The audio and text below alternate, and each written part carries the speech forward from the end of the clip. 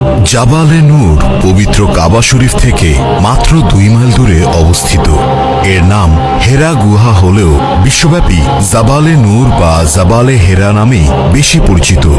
জাবালে নূর অর্থ হল নূর বা আলোর পাহাড়, কেননা এ পাহাড়ই আল্লাহর পক্ষ থেকে হযরত মুহাম্মদ সাল্লাল্লাহু আলাইহি ওয়াসাল্লামের উপর সর্বপ্রথম বরকতময় আলোকিত কুরআন মজিদ নাজিল হয়েছিল, যা শুধু মুসলিম উম্মাহ নয় বরং বিশ্ব মানবতার জন্য নূর বা আলো। সে কারণেই এ পাহাড় বিশ্বব্যাপী জাবালে নূর নামেই পরিচিত। এই গুহায় হযরত জিবরাইল আলাইহিস সালাম সর্বপ্রথম প্রিয় নবী হযরত মুহাম্মদ সাল্লাল্লাহু আলাইহি ওয়াসাল্লামের কাছে কুরআনের বাণী নিয়ে এসেছিলেন, আর এখানেই বিশ্বনবী হযরত মুহাম্মদ সাল্লাল্লাহু আলাইহি ওয়াসাল্লাম ধ্যানে মগ্ন থাকতেন।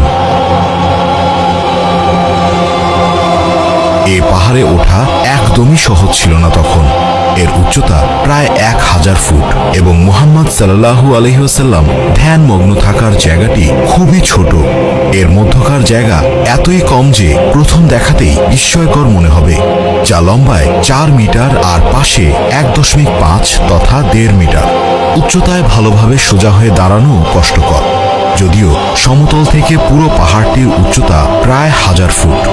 এ পাহাড়ের প্রায় চূড়া সংলগ্ন হেরা গুহায় 610 খ্রিস্টাব্দে আল্লাহ তাআলা পবিত্র কোরআনুল কারীম নাজিল করেন। যদিও এর আগে প্রিয় নবী হযরত মুহাম্মদ সাল্লাল্লাহু আলাইহি ওয়াসাল্লাম অনেক সত্য স্বপ্ন দেখতেন, যা ওহীর সমতুল্য। রাসূলুল্লাহ সাল্লাল্লাহু আলাইহি ওয়াসাল্লাম হেরা গুহায় ধ্যানমগ্ন থাকা অবস্থায় সর্বপ্রথম হযরত জিবরাইল আলাইহিস সালাম কোরআনের ওহী নিয়ে হাজির হয়েছিলেন। প্রিয় নবী হযরত মুহাম্মদ সাল্লাল্লাহু আলাইহি ওয়াসাল্লাম বর্ণনা করেন, এক রাতে তাহাজ্জুদের সময় মানুষের আকৃতিতে একজন ফেরেশতা প্রিয় নবীর কাছে আসেন এবং রাসূলুল্লাহ সাল্লাল্লাহু আলাইহি ওয়াসাল্লামকে বলেন, পড়ুন। উত্তরে রাসূল সাল্লাল্লাহু আলাইহি ওয়াসাল্লাম বলেন, আমি পড়তে জানি না। তারপরও ফেরেশতা তাকে আরো 2 বার পড়ার অনুরোধ করেন। সে 2 বারও প্রিয় নবী জানালেন, আমি পড়তে জানি না। শেষ পর্যন্ত ফেরেশতা হযরত জিবরাইল আলাইহিস সালাম কোরআনের 96 নম্বর সূরা আল আলাকের প্রথম 5 আয়াত পাঠ করেন। পাঠ করুন আপনার পালনকর্তার নামে, যিনি সৃষ্টি করেছেন মানুষকে জমাট রক্ত থেকে। পাঠ করুন আপনার পালনকর্তার নামে, যিনি মহান দয়ালু, যিনি কলমের সাহায্যে শিক্ষা দিয়েছেন মানুষকে যা সে জানত না।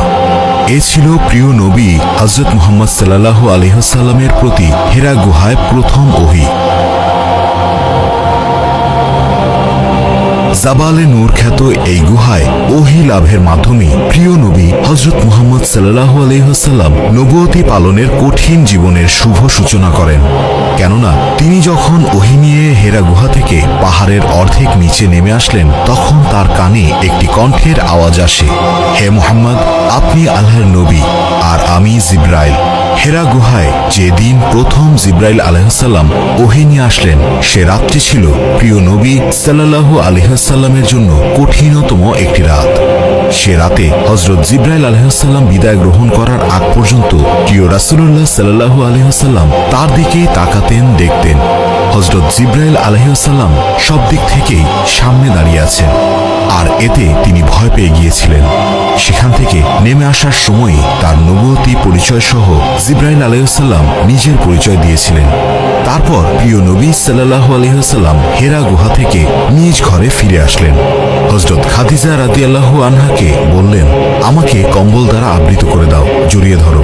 হেরা গুহা থেকে কোরআনের প্রথম ওহী নাজিল হওয়ার পর থেকে দীর্ঘ 22 বছর 5 মাস 14 দিন সময়ে মানব জাতির জন্য সংবিধান হিসেবে প্রিয় নবী রাসূলুল্লাহ সাল্লাল্লাহু আলাইহি ওয়াসাল্লামের উপর ওহী নাজিলের মাধ্যমে পুরো কোরআনুল কারীম অবতীর্ণ হয়, যার শুভ সূচনা হয়েছিল জাবালে নূরে থেকে।